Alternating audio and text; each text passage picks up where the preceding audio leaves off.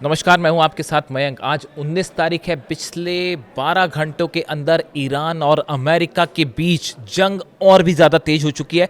और इस वक्त की जो सबसे बड़ी खबर आ रही है वो ये है कि अमेरिका ने B-2 बॉम्बर्स ईरान के लिए रवाना कर दिए हैं।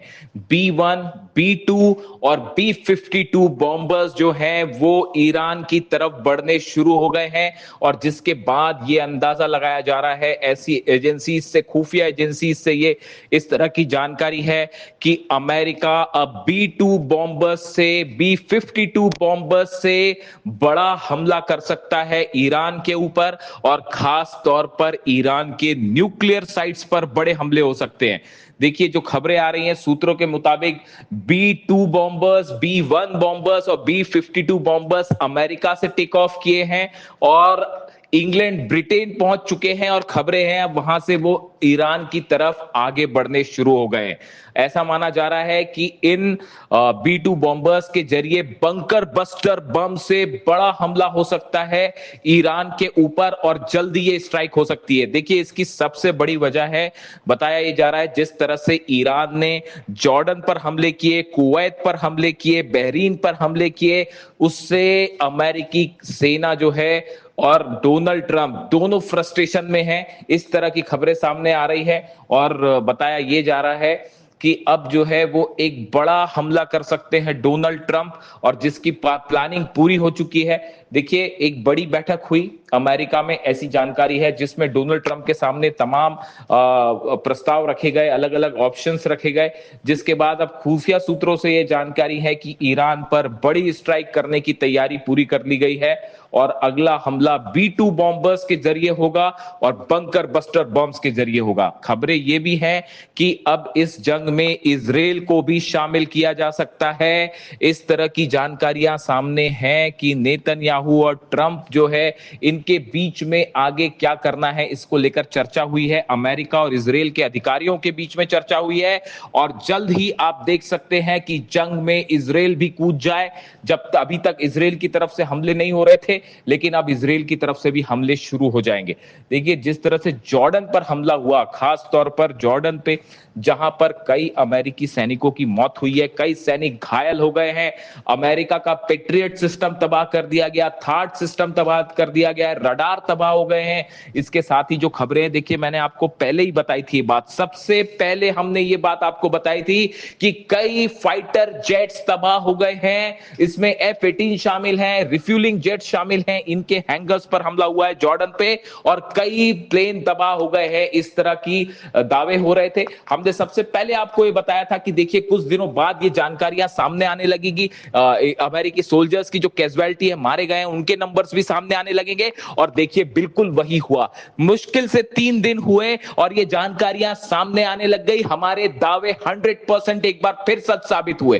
देखिए, जो खबरें होती हैं जिसमें अमेरिका की सेना को नुकसान होता है या इजराइल को नुकसान होता है, ऐसी खबरें सामने आने में वक्त लगता है, क्योंकि ये क्लेम नहीं करते हैं कि भाई ऐसे हमले हुए और हमें नुकसान हुआ है। देखिए, ईरान में जो हमले होते हैं, ईरान इसकी जानकारी दे देता है, बता देता है, इसलिए ऐसा लगता है कि ईरान को ज्यादा नुकसान हो रहा है। जबकि हकीकत यह है कि ये जो 8 दिन की अब तक जंग हो चुकी है, इसमें ईरान अमेरिका पर और अरब देशों पर भारी पड़ रहा है। ये जंग में ईरान ने एक बड़ी बढ़त बना ली है और यही वजह है कि अब फ्रस्ट्रेशन में डोनाल्ड ट्रंप एक बड़ा हमला कर सकते हैं ईरान के ऊपर। देखिए, जानकारी यह भी है कि कुवैत में इस समय लगातार सायरन बज रहे हैं और एक वाटर फैसिलिटी को नुकसान पहुंचाया गया। देखिए, जिस तरह से ईरान के वाटर सेंटर्स पर हमले हुए, वाटर प्यूरिफिकेशन सेंटर्स पर हमले हुए, उसके बाद से ईरान ने यह बात कह दी थी कि अगर आप हमारे इंफ्रास्ट्रक्चर पर निशाना साधोगे, अगर हमारे पानी के ठिकानों पर निशाना साधोगे, तो अरब देशों पे भी पानी के ठिकानों पर हमले किए जाएंगे। और बिल्कुल वैसा ही देखने को मिला। कुवैत में एक बड़ी वाटर फैसिलिटी को जो है तबाह कर दिया गया है, वहां पर आग लगी हुई है। इसके अलावा कुवैत में लगातार सायरन बज रहे हैं और कई जगह से इस तरह के अनाउंसमेंट हो रहे हैं कि जो कुवैत के लोग हैं, यात्री हैं, वो एयरपोर्ट्स के करीब ना जाएं। ईरान की तरफ से साफ कह दिया गया है कि हमले जारी रहते हैं तो नतीजा होगा यूएई के एयरपोर्ट पर, दुबई के एयरपोर्ट पर हमला होगा, अबू धाबी एयरपोर्ट पर हमला होगा, रियाद एयरपोर्ट पर हमला होगा। इसके साथ ही कुवैत, जॉर्डन, हर देश में जो एयरपोर्ट्स हैं उनको निशाना बनाया जाएगा। लिहाजा अरब देशों में अब एयरपोर्ट्स जाने को लेकर खासा खौफ देखा जा रहा है और यात्रियों को एयरपोर्ट से दूर रहने के लिए कहा गया है। इसी बीच देखिए, अमेरिका की तरफ से लगातार हमले जारी हैं। केशम आइलैंड पर एक बार फिर हमले की खबरें हैं। बताया जा रहा है कि केशम आइलैंड पर धमाके हुए हैं। हॉर्मूज के आसपास लगातार हमले हो रहे हैं, जो इस बात को बता रहे हैं कि जल्द ही अमेरिका की तरफ से ग्राउंड ऑपरेशन की कोशिश हो सकती है, खासतौर पर खार्ग आइलैंड पर, केशम आइलैंड पर। लेकिन बहुत बड़ी और अहम खबर, जो मिसाइल से हमला हुआ, खासकर तौर पर जॉर्डन में, कुवैत में, बहरीन में, ये मिसाइल्स ऐसी थी जिनमें MIRV तकनीक लगी हुई थी, जो अपना रास्ता बार बार बदल रही थी और इनकी स्पीड बहुत ज्यादा थी। मैक 5 से लेके मैक 11 तक की स्पीड थी, यानी आवाज से कई गुना ज्यादा स्पीड थी। नतीजा यह था कि पेट्रियट सिस्टम, थार्ड सिस्टम पूरी तरह से फेल हो गया, जिसके बाद यह कहा जा रहा है कि ये ईरान की वो एडवांस मिसाइलें हैं जो अब तक ईरान ने नहीं निकाली थी और अब उससे हमला शुरू हो गया है। इसी बीच एक बहुत बड़ी खबर, अहम खबर, रूस और ईरान लगातार संपर्क में है, एक्सपर्ट संपर्क में है और इस तरह की बातें सामने आ रही हैं कि अमेरिका के B-2 बॉम्बर्स को कैसे रोका जाए, इसकी बड़ी तैयारी में ईरान जुटा हुआ है कि डिफेंस सिस्टम से कैसे B-2 बॉम्बर्स को निशाना बनाया जाए।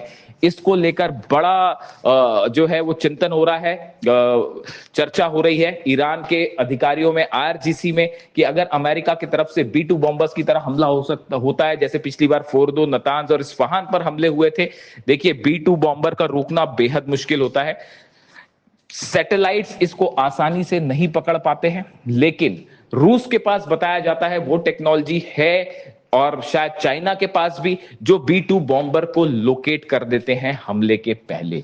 यानी ये बात की जानकारी पहुंच सकती है ईरान के पास पहले ही कि B-2 बॉम्बर जैसे टेक ऑफ करेंगे हमले के लिए, वो जानकारी ईरान के पास पहुंच जाएगी।